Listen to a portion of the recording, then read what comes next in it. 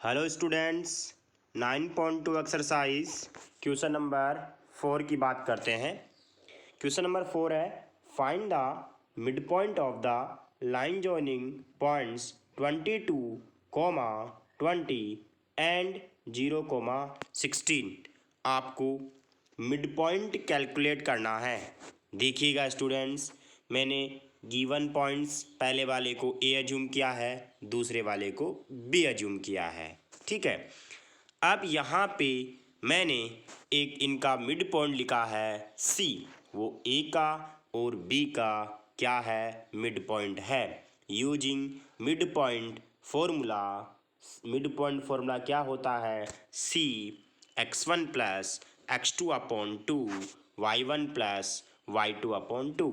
x1 की value 22, x2 की value 0 upon 2, ऐसे ही y1 की वैल्यू 20, y2 की वैल्यू 16 अपॉन 2। 22 में 0 ऐड करेंगे 22 आएगा, 22 अपॉन 2 कितना हो जाएगा 11। 20 में 16 ऐड करेंगे, 20 में 16 ऐड करेंगे 36 आएगा। 36 को 2 से डिवाइड करेंगे, 36 को 2 से डिवाइड करेंगे कितना आएगा 18 आएगा। 36 को 2 से डिवाइड किया 18 आ गया, मतलब x की वैल्यू 11, y की वैल्यू 18 आ गया। ये आपका मिड पॉइंट आ गया। Question number 5, in what ratio x axis divides the line segment with joint points 5।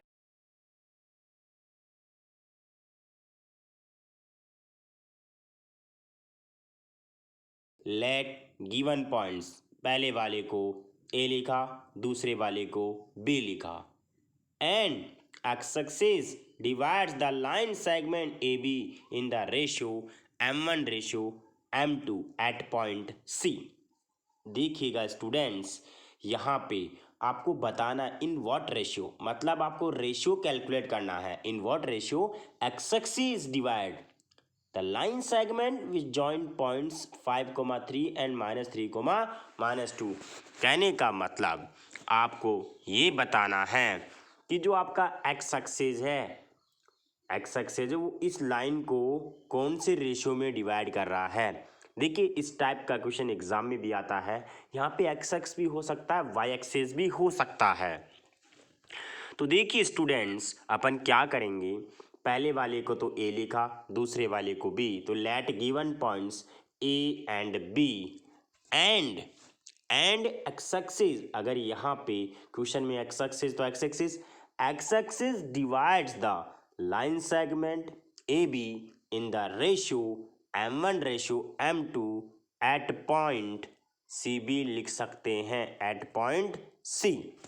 ठीक है, तो देखिए using internal division formula m1 x2 plus m2 x1 upon m1 plus m2, m1 y2 plus m2 y1 upon m1 plus m2।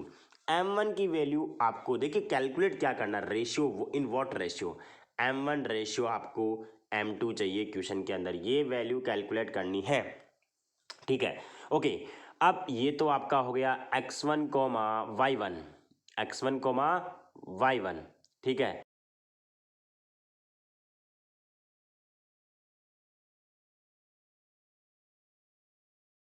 x2 coma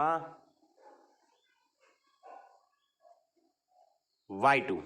ठीक है, अब देखो x2 की value -3, वो रख दिया -3, प्लस m2 ऐसा का ऐसा, x1 की value 5 upon m1 plus m2, ऐसे वैल्यू रख दिया। m1 y2 की वैल्यू -2, m2 y1 की value 3 upon m1 plus m2।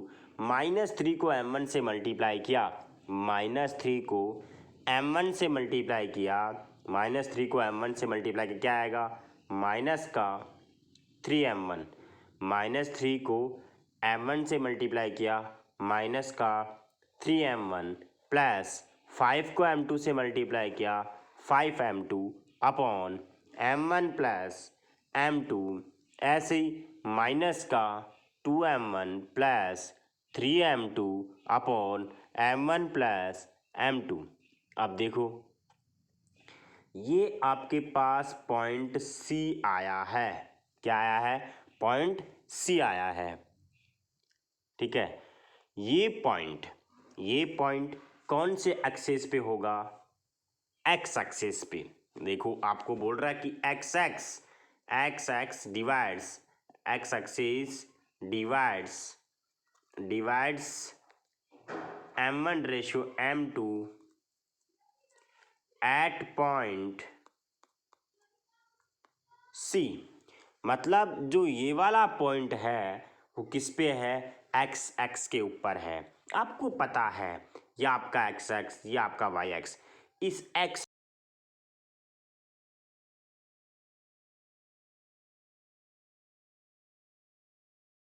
होता है और वाई एक्स पर वो होता है एक्स इक्वल टू 0। मैंने बोला था, तो यहाँ पे मैंने क्या लिखा? On X axis Y equal to 0। अगर यहाँ पे वाई एक्सिस होता तो वहाँ पे क्या लिखते? एक्स इक्वल टू 0 लिखते आप। ठीक है, लेकिन यहाँ पे कौन से एक्स पे है? ऑन एक्स एक्सिस पे है। अब y इक्वल टू 0, वाई वाला कोऑर्डिनेट 0 करना है। देखिए ये तो होता है एक्स कोऑर्डिनेट, ये होता है वाई कोऑर्डिनेट, तो इसको 0 करना है। तो देखिएगा स्टूडेंट्स, वाई की वैल्यू मैंने रख दी है माइनस का 2m1 plus 3m2 upon m1 plus m2 equal to 0। अब यहाँ पे देखिए मैंने 0 के नीचे में 1 लगा सकता हूँ, क्योंकि 0 अपॉन 1 भी कितना होता है? 0 होता है। 0 अपॉन 1 भी कितना होता है? 0। तो 0 अपॉन 1, ठीक है, और ये ऐसा का ऐसा। अब क्या करेंगे देखिएगा, ये 0/1 हो गया और ये ऐसा का ऐसा। अब क्या करेंगे? क्रॉस मल्टीप्लाई करेंगे। क्या करेंगे? क्रॉस मल्टीप्लाई करेंगे। कैसे करेंगे क्रॉस मल्टीप्लाई? देखो 0/1 लिखा है, क्रॉस मल्टीप्लाई करेंगे तो -2m1 प्लस 3m2 को 1 से मल्टीप्लाई करेंगे। क्या बोला मैंने? माइनस का 2m1 प्लस 3m2 को 1 से मल्टीप्लाई करेंगे तो कोई फ़र्क नहीं पड़ेगा, और m1 प्लस m2 को मल्टीप्लाई करेंगे 0 से तो वो सारा क्या हो जाएगा? 0 हो जाएगा। क्रॉस मल्टीप्लाई कर दिया। आप देखो 3m2 को मैं LHS में RHS में ले गया तो वो माइनस का हो गया। अब मैंने क्या किया, आपको m1 रेशियो m2 चाहिए था, m1 रेशियो,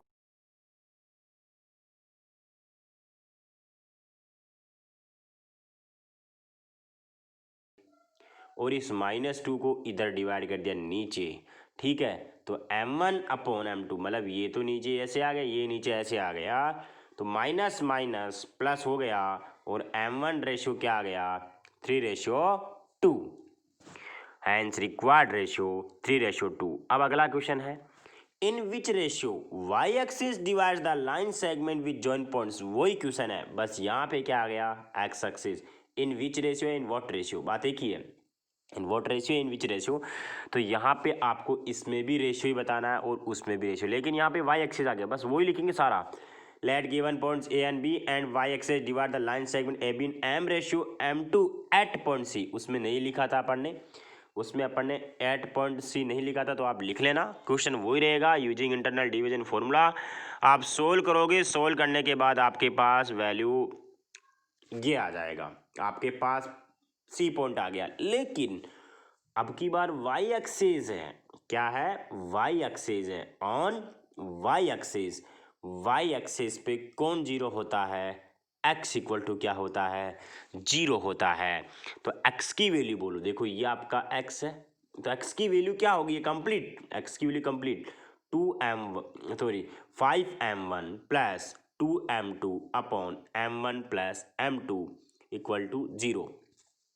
ठीक है, देखिए स्टूडेंट्स, इस क्वेश्चन में क्या था एक्चुअल में, ये जो पॉइंट सी है ना, ये पॉइंट सी इस ए बी लाइन सेगमेंट को ऑन वाई एक्सिस पर m1 रेशियो m2 में डिवाइड कर रहा है। कहने का मतलब, अगर मैं यहाँ पे डायग्राम बनाऊँ तो मान लीजिए आपके पास ये लाइन है, तो ये आपका पॉइंट सी है,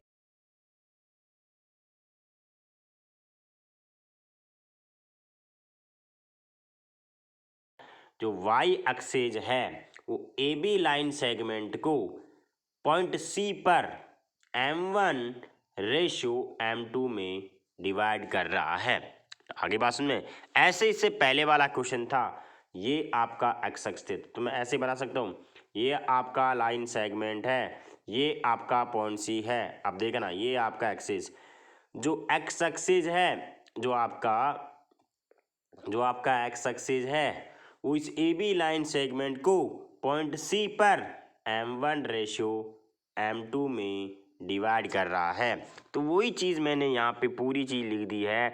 लिखने के बाद ऑन वाई एक्सिस पे x = 0, इसमें x की वैल्यू ये वाली है, तो 5m1 + 2m2 upon m1 + m2 = 0।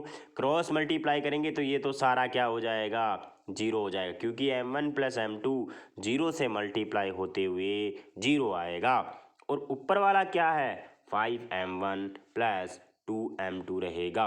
अब 2m2 को उधर ले गया तो माइनस में आ गया। अब रेशियो चाहिए तो m2 को तो भेजेंगे नीचे, 5 को भेजेंगे नीचे, तो यहाँ पे ऐसे भेजेंगे तो क्या हो जाएगा, m1/m2 माइनस में आएगा। देखिए माइनस में रेशियो कब आता है, जब एक्सटर्नली डिवीजन हो। कब होता है, एक्सटर्नली।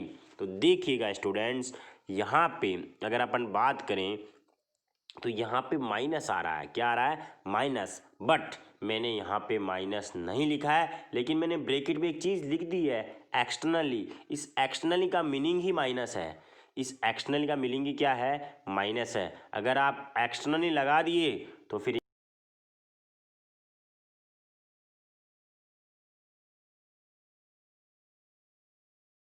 रहेगी। तो 2 क्या आ गया इसके, यहाँ पे 5 आ गया है, लेकिन वो क्या है, एक्सटर्नली है। अपन मान के क्या चल रहे थे, इंटरनल डिवीजन फॉर्मूला, क्यों अपने को पता नहीं था ना पहले। कोई बात नहीं, फॉर्मूला ये लगा दो, आंसर आपका नेगेटिव में आ गया, इसका मतलब वो एक्सटर्नली डिवाइड कर रहा है। अब आगे आ जाओ, in which ratio 0.11,15 divides the line segment with joint points A and B. देखो यहाँ पे स्टूडेंट्स, इतनी देर क्या कर रहा था, एक तो एक्स एक्सिस डिवाइड कर रहा था, एक वाई एक्सिस डिवाइड कर रहा था। जब एक्सिस डिवाइड कर रहा था तो यहाँ पे y = 0 लिखा था, और जब वाई एक्सिस डिवाइड कर रहा तो x = क्या कर रहा है, 0 कर रहा है। लेकिन यहाँ पे x भी नहीं है, y x भी नहीं, यहाँ पे पॉइंट है, और उस पॉइंट का नाम है 11,15। तो यहाँ पे देखिएगा, यहाँ पे ना तो x = 0 होगा, ना तो x = 0 होगा, ना तो इसमें x = 0 होगा, और ना ही y = 0 होगा।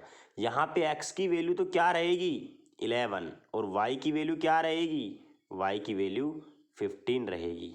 ठीक है, कहने का मतलब क्वेश्चन तो वही है, यहाँ पे लिखते थे अपन ऑन एक्स एक्सिस, वहाँ पे y को 0 करते थे, ऑन वाई एक्सिस एक्स को 0 करते थे, लेकिन यहाँ पे तो पॉइंट है, तो एक्स की वैल्यू या तो 11 कर दो या वाई की वैल्यू 15 कर दो। देखिएगा students, let given points A and B and point C divides the line segment A B in m1:m2। देखिएगा वहाँ पे सी पॉइंट था, लेकिन सी पॉइंट के पॉइंट नहीं दे रखा था, यहाँ पे ए दे दिया, बी दे दिया, m1:m2।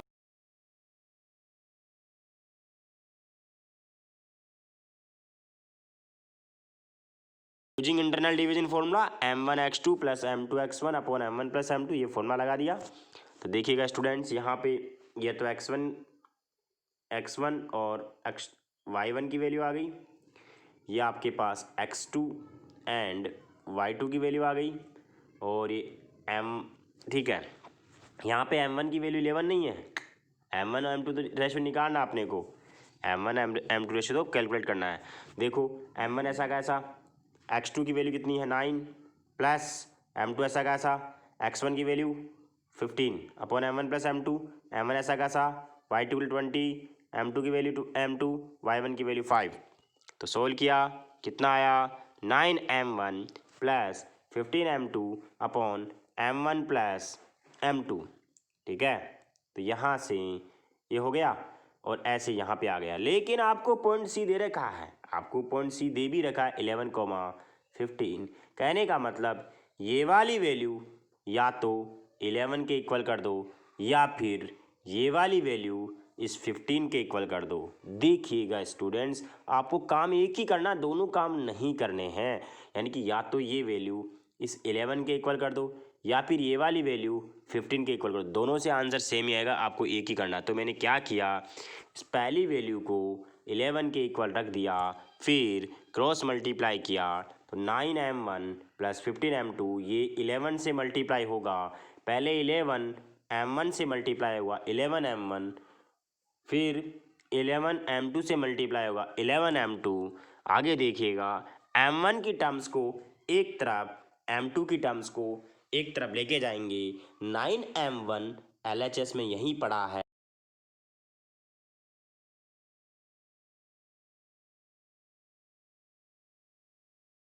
LHS में पहले ही पड़ा था, और 15m2 जब जाएगा तो माइनस के साथ जाएगा। अब इसको सोल्व करेंगे, 9m1 में से 11 गया तो माइनस का 2m1 और यहाँ पे माइनस का 4m2। अब m2 को तो मैंने नीचे भेज दिया और -2 को नीचे भेज दिया, तो यहाँ पे m1 अपॉन m2 कितना आया। देखो, m2 को तो मैंने नीचे भेजा और -2 को नीचे भेजा इधर, तो -4/2, माइनस माइनस तो प्लस हो गया, और 4 को 2 से डिवाइड किया, ऊपर तो 2 आएगा, नीचे 1 आएगा। क्या मैं सही बोल रहा हूँ? 2:1, हैंस रिक्वायर्ड रेशियो 2:1। देखिएगा स्टूडेंट्स, कल 9.2 एक्सरसाइज कंप्लीट कर दूंगा और एग्जाम्पल्स भी बता दूंगा आपको। आप लोग अपनी कॉपी में बढ़िया तरीके से जहाँ तक पढ़ाया वहाँ तक काम कीजिएगा। आज के लिए बस इतना ही काफ़ी है। Thank you.